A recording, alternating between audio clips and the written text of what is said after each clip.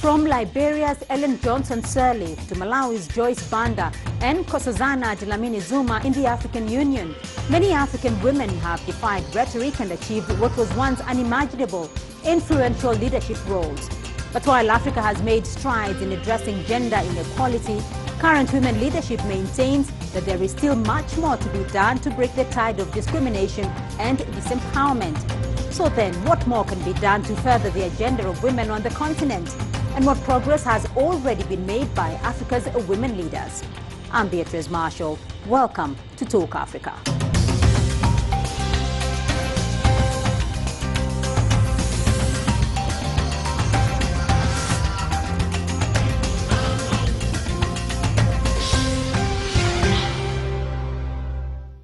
Now, the African Union's Agenda 2063 aims to fully engage women and the youth in particular towards the goal of actualizing the continent's development and prosperity. However, the African woman still faces a number of challenges in various areas, particularly in ascending to the roles of decision-making in society. Let's take a look at the status of women leadership in Africa. The election of Ellen Johnson Sirleaf as Africa's first female president was praised by many as a new dawn for the woman's role on the continent. Hers was a victory not just in the Liberian elections of 2006, but also for African women rising into leadership roles. 6 years later, Joyce Banda assumed power in Malawi, becoming the continent's second female president. And in 2015, Amina Gurib was voted as President of Mauritius by the country's National Assembly. At the African Union, Dr. Dlamini Zuma has been at the helm of the AU Commission since 2012. But critics argue that's as far as the question of African women in leadership goes, a matter of numbers. While the recent election of women to top governance points to a growing shift from an otherwise male-dominated landscape, many challenges make it exceptionally difficult for the African woman to ascend to power.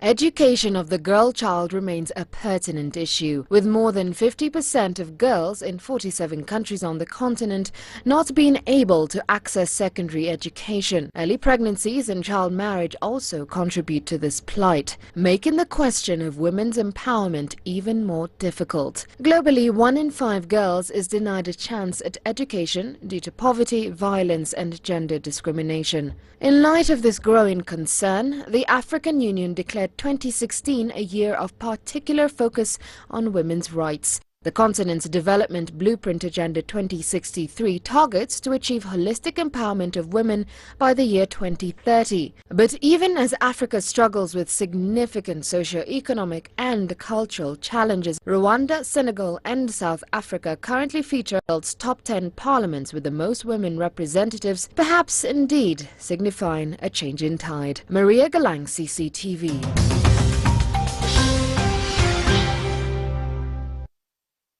The African Women's Leadership Symposium is a regional platform that brings together women of power and influence occupying various decision-making positions recently held in Nairobi. The participants are women from diverse spheres of influence, and the symposium allows them a space for open dialogue, reflection and engagement on how to tackle gender inequality and power imbalances on the African continent. Well, I sat down with thought leaders on the subject on the sidelines of the event to get their views. My guest today on the program, Winnie Byanyima. She's the Executive Director, Oxfam International. The Honorable Olubanke King Akerele. She's the former Foreign Minister of Liberia. And also Amina Mama. She's the Professor and Director, Women and Gender Studies at the University of California. To you all, welcome and thank you very much for being on the program. Winnie, I'm going to start off with you on this segment. Africa's women leaders are holding a symposium here, the first one, and they are discussing access to influence, access to power and access to resources for women, which means there is a major challenge. What is the challenge? We're looking at our continent and examining the quality of leadership. We're actually not trying to access resources. We're looking inward at our own resources as leaders. What can we do that will change the lives of women and children? And we are women here from different backgrounds.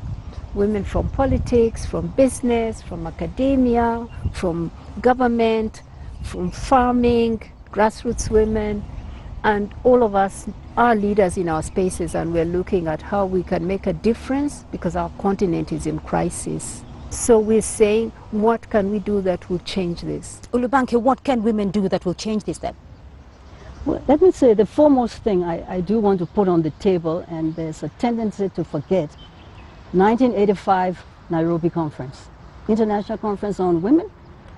It was extraordinary, and a lot started here, building on the Mexico Conference, building on Netherlands, Copenhagen.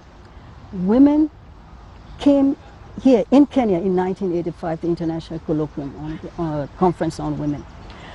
For me, my particular interest is what I call growing the next generation of leadership on the continent. That is my passion, because that next generation has to benefit from our generation. Hence the importance of what we call in Liberia sitting on the old mat to plait the new mat. The next generation has to benefit from those experiences that we have to take us forward. So as part of that experience, this issue of resources, my suggestion on this is that we have African millionaires, women and men. We have the Dangotes. We have the most highest African billionaire, I think she's from, is it Mozambique? Angola. Let us get those women billionaires on the continent to come and put in the resources to help us do what we need to do. I mean, I'm going to draw in from what Olubanke has said here, and she's talked about going back to 1985. There seems to be a tendency of a lot of talk then since 1985. How much progress has been made? A great deal of progress has been made. I have to say that it's not due to our millionaires. In fact, I have a real case against them. Firstly, how they got to be millionaires. They might be able to ameliorate some of that if they put their money to good cause. And as a member of the women's movement that has indeed burgeoned since 1985, I have to say they are not the people who have helped. A forum like this is actually about bringing, as Winnie said, bringing women who've been in this movement for a long time together with relative newcomers, and it's really to consolidate and to share, you know, what has been gained, what have we achieved, what have been the pitfalls, what have been the mistakes, what have been the worst moments for individuals and collectively, and how we've overcome those. So it's really like a skill building, typical movement forum in that respect. What is it you hope to change though? What aspect is it that you're hoping to change? Well, one thing we must contribute to is to make peace on this continent, to bring peace. People are moving because of conflict. People are dying. So we need to discuss how we can contribute to that. There are also new threats. We're seeing the violent extremism and peaceful communities being shattered because of new forms of threats. We don't even yet have a language and a handle on it, and approaches to how to contribute to peaceful resolution. So we need to talk about that and bring it into our movement and have solutions for it. So that's one of the big questions. There are others too, but I'll let my colleagues speak. Let's hear from Olubanke then. Well, on the issue of women, peace and security, I'm pleased to point out that we have initiated from Liberia that is now been adopted as a best practice by the African Union, the concept of what is called the Women's Situation Room. The Women's Situation Room is not a physical room, but it is a process by which women of Africa are now getting involved and engaged in very serious peace-building efforts where we are now part and parcel of the political mainstream. And it starts basically with the electoral process. Most of our countries, at elections time, come violence. So it's a process of before, during, and after elections. And it involves women in high-level mediation, not only limited to women, but involving women and youth and the nation as a whole. And this is a process that can be adopted and applied elsewhere. As I said, it's coming out of the Liberian experience, where the women of Liberia, by the time we're going to the second elections, we realized there was a potential for violence. And we, the women, said, no, we will not sit down and let this happen. We galvanized the women, we galvanized the youth, and we established this quick action response as elections are happening. So you try to take preventive actions to minimize the violence. And this is an approach at the country level that has now expanded, been adopted in a number of other African countries. And in fact, it has been recognized by the UN Security Council. We have a resolution on that. So there are new approaches that we believe that can now be adapted, and it's happening. So we're very excited about that. I mean, let's look at that whole question of political mainstreaming for a start. And when I looked at the symposium program, one of the issues that women are talking about is access to influence. But the perception now is women do actually now have equal access to education, equal access to finance, perhaps. What is the hindrance, though? Well, first of all, I don't think we're quite there. Women get access to microcredit and small income projects, and a few get onto boards, but we're not in command of the resources of the continent, which are still largely being expropriated with the complicity of men. So I'd like to see women having much more equal access to resources. But coming back to the question you raised about what has been gained, what have we achieved? I think a lot of that is in the sphere of politics. I mean, Rwanda is the world's #1. More than 68% women elected from grassroots level, not just affirmative action, not just appointed in. So that's huge. I mean, before that, there were only the Scandinavian countries up there. So not all countries have that record, but quite a few have significant numbers of women in politics. So I think if you look at the top 10, quite a few of them are African countries. So we've made gains there, but why we would now be talking about leadership is that everyone now realizes that while getting the numbers in is important, it's not enough. It's not enough to have a critical mass. That mass must be critical. And that means they must have a critical understanding of why women and men are not equal, and a critical understanding of how women are still living, because the access to power hasn't yet resulted in the kind of transformation in ordinary women's lives that feminists in particular hope for. So it's tended to produce a small elite of women. Some of them are excellent, but something happens when they get into the structures of power that hampers that connection with the movements through which most of them gained their political skills. And we can draw from the example of Liberia here, with the president there being a woman, as well as former president of Malawi having been a woman, and the current African Union Commission chairperson being a woman. Are we seeing women now scaling the heights? Are we seeing more availability of that access? No, I wouldn't be so optimistic, because you're counting numbers, a woman here and a woman there. There's a long way to go. There's a long way to go. If you look at political processes in our countries here, the way to enter politics is filthy. It is about using a lot of money. It's about using violence to get elected. This is not the route through which we want to have to select our leaders, because it's the one with the most money, stolen money. It's the one with the most violence who gets chosen to lead. And no wonder our continent is in crisis. So we need to change the rules of how we govern ourselves and how we choose our leaders. So we're looking for women through meetings like this who are committed to transformation, to changing the rules of society, not merely to win by the rules and be part of the same filthy game. So there's a lot of hard work to do. The meeting we are having here is part of that. The hard work, the rejection of dirty rules, unfair rules, the visioning of new rules, and committing to bring about change.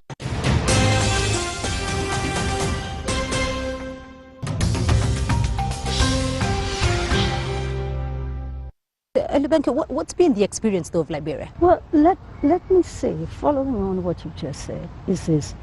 I think there is no question that the fact that you have these women who have attained the highest is an important model and mentorship for others, okay? The fact that we produced a first African woman president meant a lot to a lot of women. In fact, what was interesting is that African women began to refer to Madam Ellen Johnson as our president. She's our president. So that ability to identify with that woman leadership, and then you had Malawi. Okay, now, what I must say that is critical to the point that Winnie's just made, is that those women presidents and leadership then must bring on, you need a critical mass of women in the positions to work with and help to do the kind of transformation you're having. When I was Minister of Commerce and Industry, right, what was important was that there were other women ministers in different key posts with whom I could work.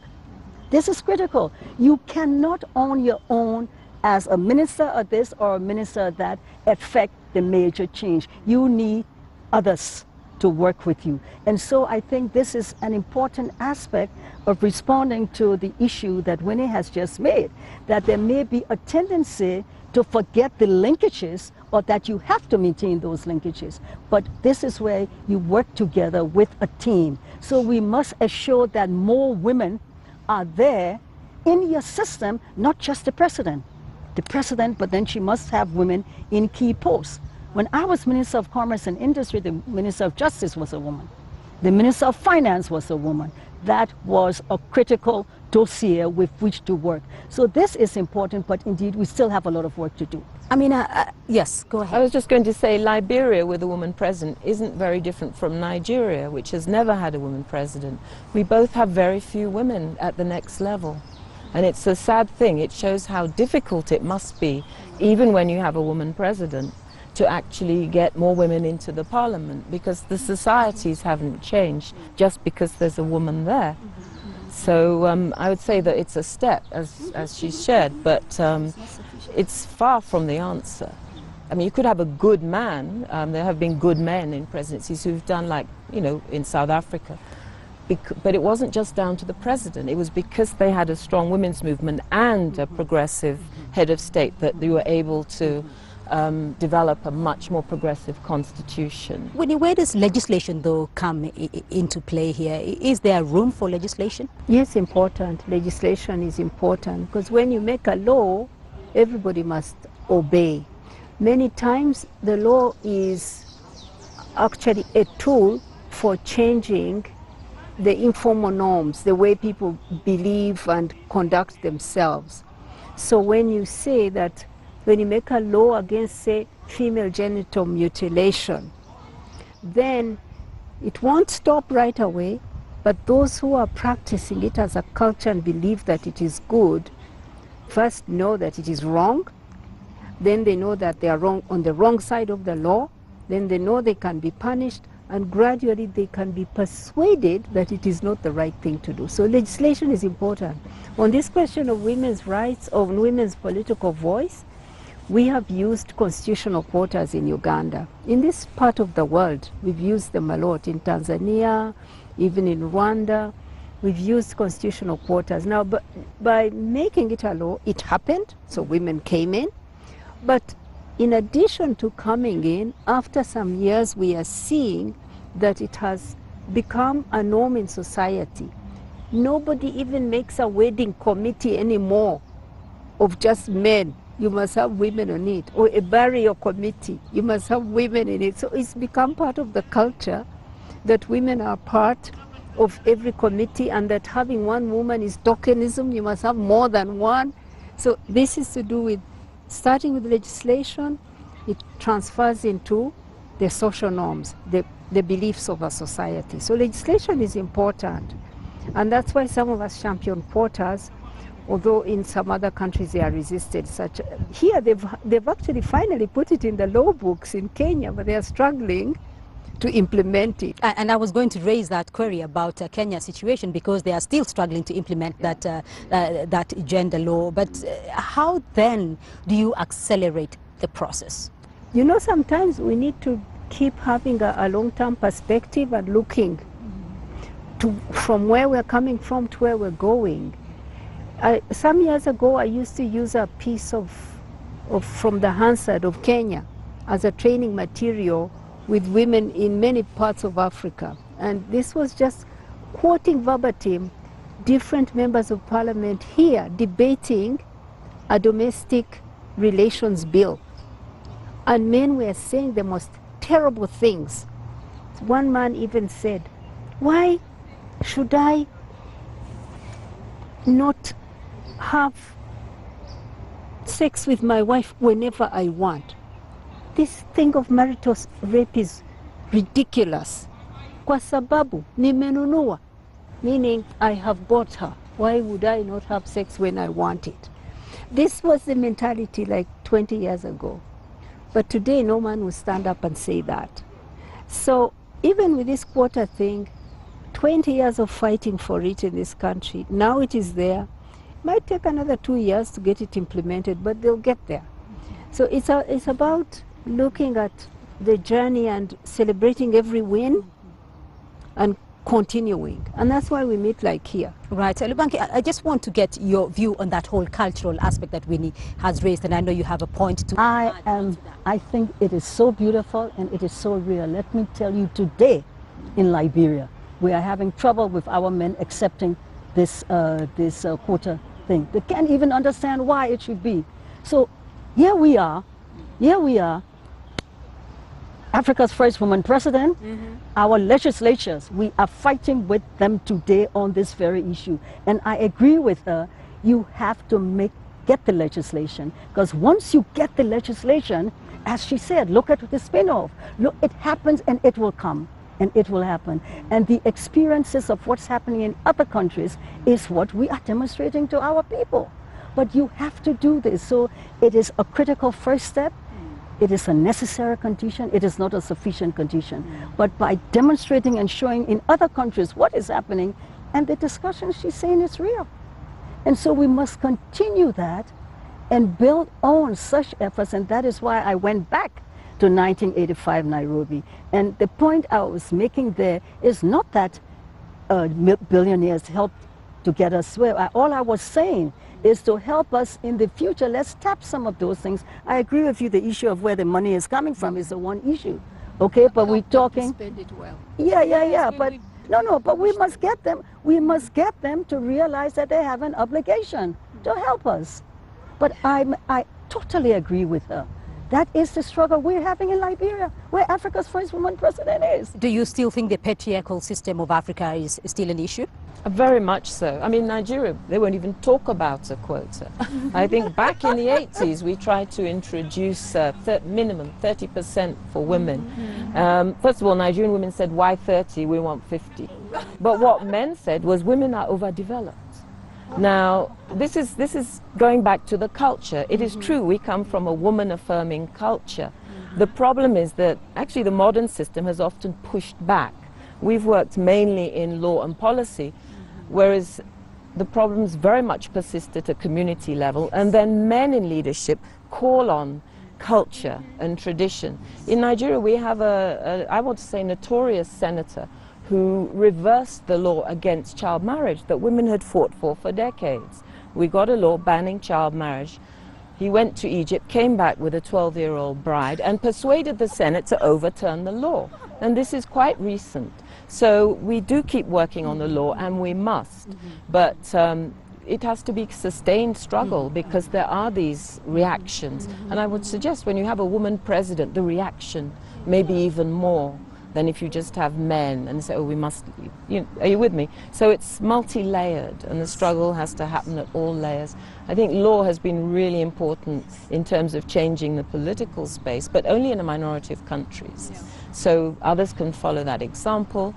But at another level, the law has been less effective, and that is around issues of sexuality, child marriage, female genital cutting, because of the way in which men and women who believe in patriarchy will insist that this is our culture, this is our tradition. I'm going to get a final comment from all of you as we wind down. So as you wind down the symposium, as you discuss the issues at the symposium, which issues do you think the African women leaders should be prioritizing, and which issues do you think Africa should be prioritizing? This is a meeting for introspection. for being self-critical and building our own leadership. So I'm not looking for any commitments on public issues from this meeting, but I'm hoping that we will come out of this meeting, each one of us, first of all, inspired to keep leading and changing and improving lives. And I want us to be more self-critical and come out with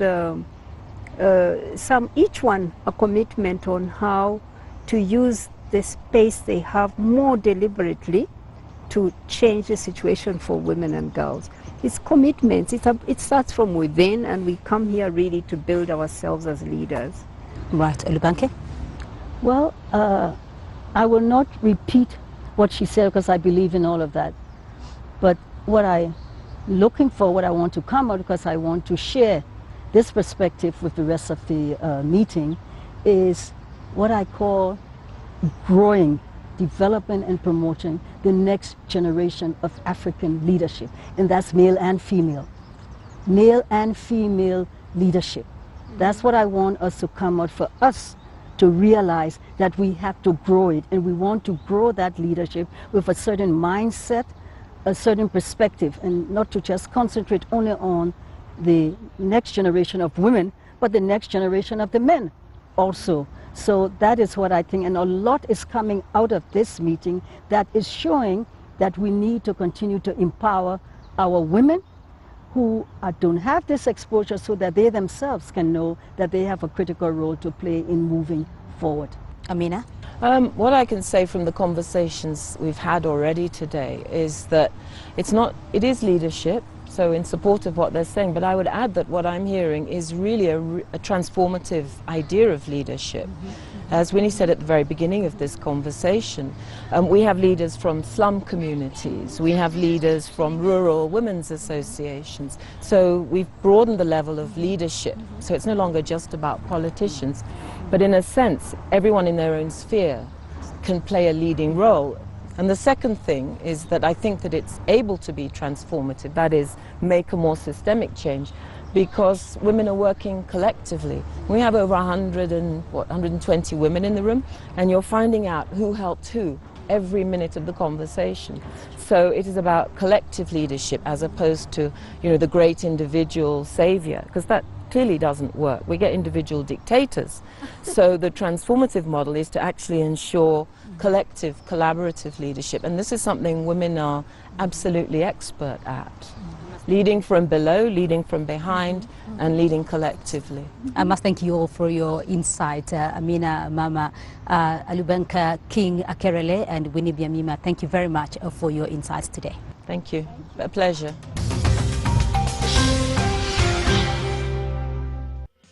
And that's all we have time for this week on Talk Africa. Remember, you can join the conversation online through Facebook, Twitter and YouTube. And do join us again next week for another edition of the program. Goodbye.